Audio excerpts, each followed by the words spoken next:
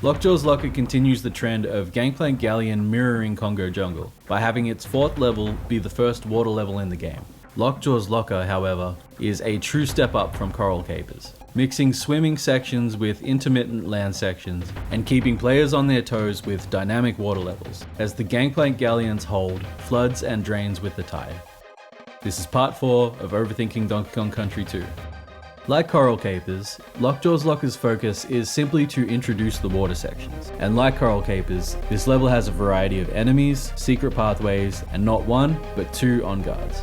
The biggest difference between the two, aside from the aforementioned land sections, are the visuals, but that's something we'll get into a little later. First, I want to talk about the level design. This level is fairly linear, with no small amount of verticality to it, as best shown by the unique level entrance. But neither point is too different from anything we saw in the first game. Speaking of, there's evidence to suggest that land-water hybrid levels were originally planned for the first game. Not much, but it's there. At any rate, I'm glad to see it put to good use here, because it really does make for a cool and dynamic level flow.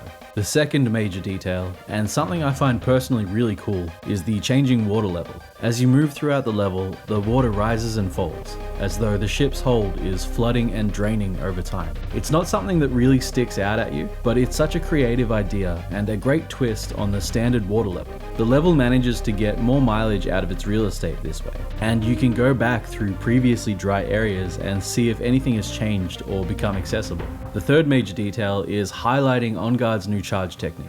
It's nothing too exciting, but if you follow the banana trail immediately after On-Guard's first appearance, you'll find the letter A, prompting you to try out On-Guard's charge on a nearby wall and leading to a bonus area. Just another example of a new gameplay element organically weaved into the experience.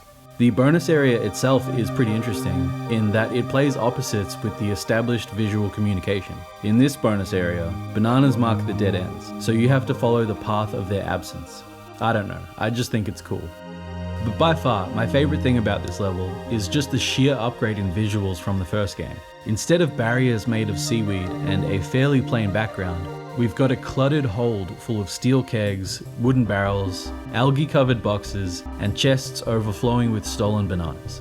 And in the background, a gorgeous parallax effect that really conveys a sense of scale, even going as far as to show us the grey evening sky and the dark ocean out the windows of the hull. Few things can compare to the masterpiece that is Aquatic Ambience, but Lockjaw's Saga perfectly suits the atmosphere of DKC2's water levels.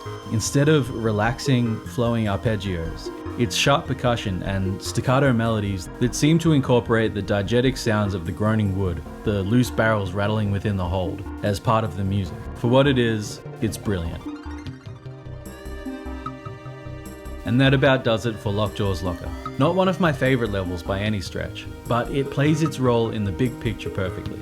Shows us an interesting side to the world of DKC2, introduces us to the swimming mechanics, conveys a sense of scale with its tense, chaotic sound design and dynamics, but flows brilliantly, never allowing its many twists, turns, secret passages, and dead ends to get in the way of the fun. Overall, just a great fucking level. Like most of the levels so far, we haven't gotten much of a feel for any sort of underlying story here. But like those levels, the overarching theme of entropy is prevalent here too. The Gangplank Galleon is the Kremlin's flagship, but they've essentially abandoned everything inside it. And as we'll see soon, this kind of attitude has a rapidly approaching shelf life. That's all I've got. Tune in tomorrow or whenever for part 5. Love you all.